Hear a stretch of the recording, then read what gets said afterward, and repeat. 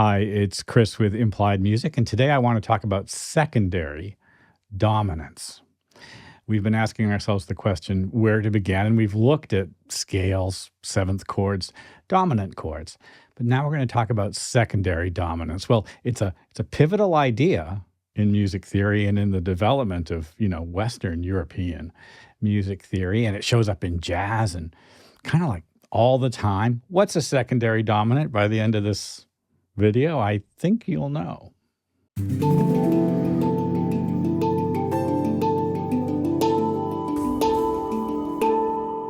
And before we begin, just a little housekeeping. If this is the second or third video of mine you've seen and you're not subscribed, now's the time to subscribe. It really helps the channel a lot. We're building a community here of people who are interested in expanding their musical vocabulary, their musical knowledge, with the hopes of just making their own music better. I hope this is music theory for everyone.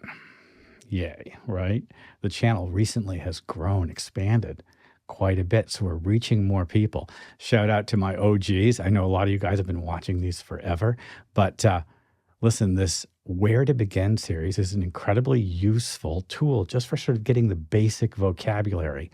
And one of the important vocabulary pieces is the expression secondary dominant. Well, a little review just to get started, and then we'll kind of like jump into the next level. If you already think you know exactly what a dominant chord is and you've got a good handle on your scales and how the seventh chords fit into the diatonic series and the circle of fifths, probably skip the review and just hop to the next chapter.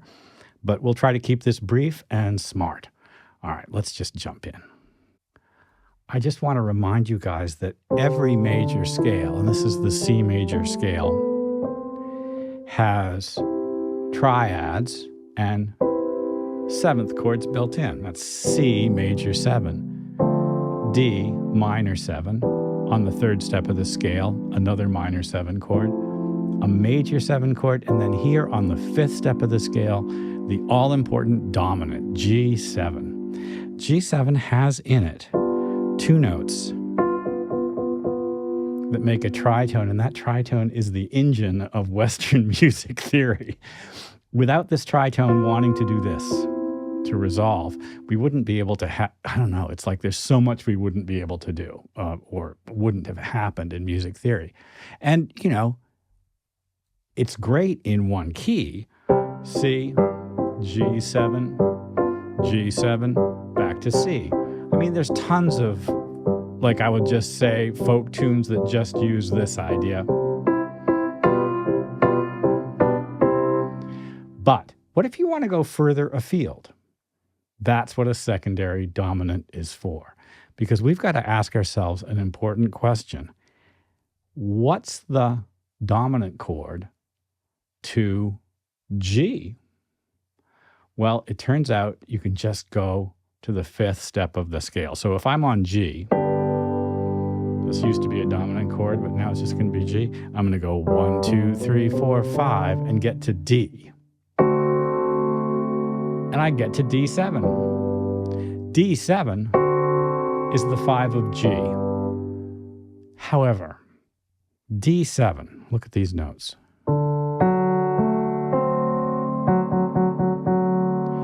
The F sharp is not in the key of C.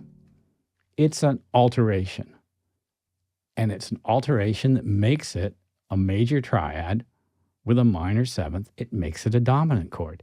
It turns it into a secondary dominant. D7 goes to G. E7 goes to A minor. A7 goes to D minor.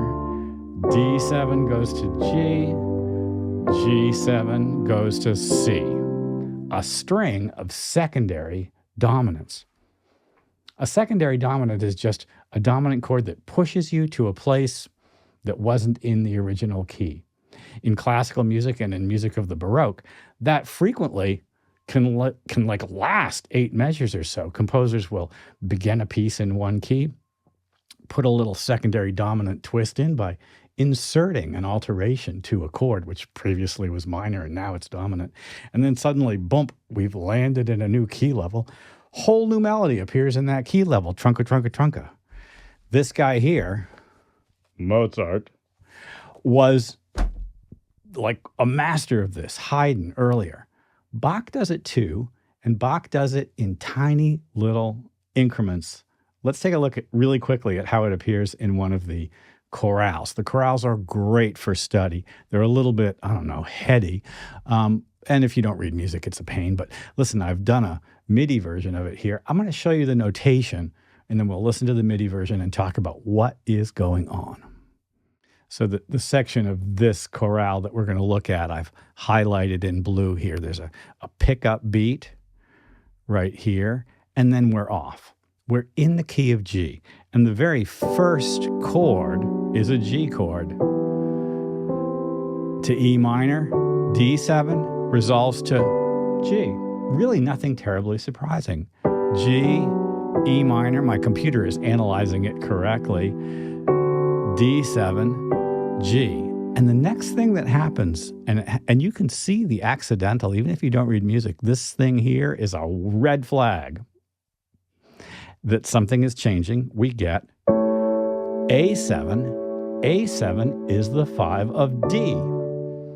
A7 is the secondary dominant. And it is crazy beautiful.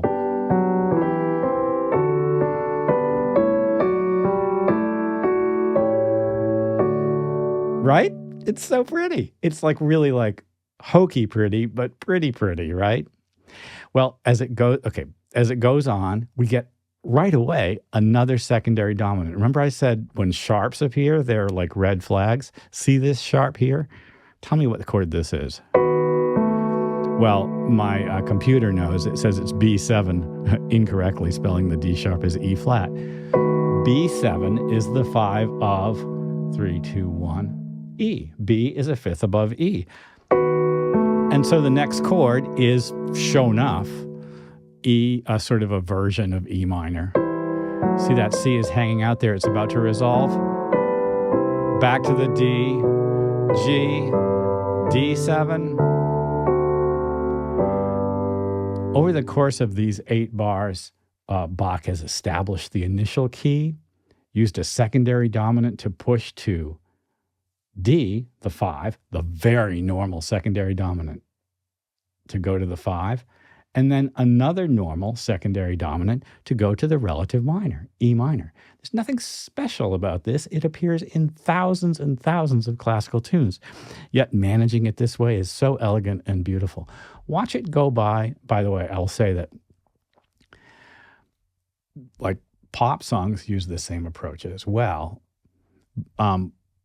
We see all the time passing chords that act as secondary dominants, diminished chords especially. It's not used quite so much anymore, but like composers like, that sort of Bruce Hornsby, Sarah Bareilles, all the piano player composers, Elton John, use these kinds of things all the time because we grew up, we got trained in it. I mean, it just falls under our hands. Listen to this. This is what we just saw. So watch it go by. Here's the secondary dominant A7 to D. And then right away, another secondary dominant. They always sound a little bright. And then he apologizes and returns us back home again to G. Secondary dominants create new key levels, new key centers by using tritones that want to resolve to new places. Tritones always act as leading tones. They push us to a new place. Secondary dominants, or the function of secondary dominants, appear in jazz harmony and, of course, in neo-soul chords as well, because dominant chords push us, and they always have partners. Remember, the 2 and a 5 of a chord progression work together. For instance, D minor 7 and G7 work together to establish the C tonality that wants to happen. And I'll do it this way: G7, C7, C major 7. In jazz, you frequently will do things like go to a new place, C minor 7, F7 takes me to B flat. Let's continue this plan. B flat minor 7, E flat 7 takes me to A flat major. Let's do D minor 7 flat 5. Let's do G7 flat 9. And let's resolve to C minor major 7. Ooh, so dark, so beautiful.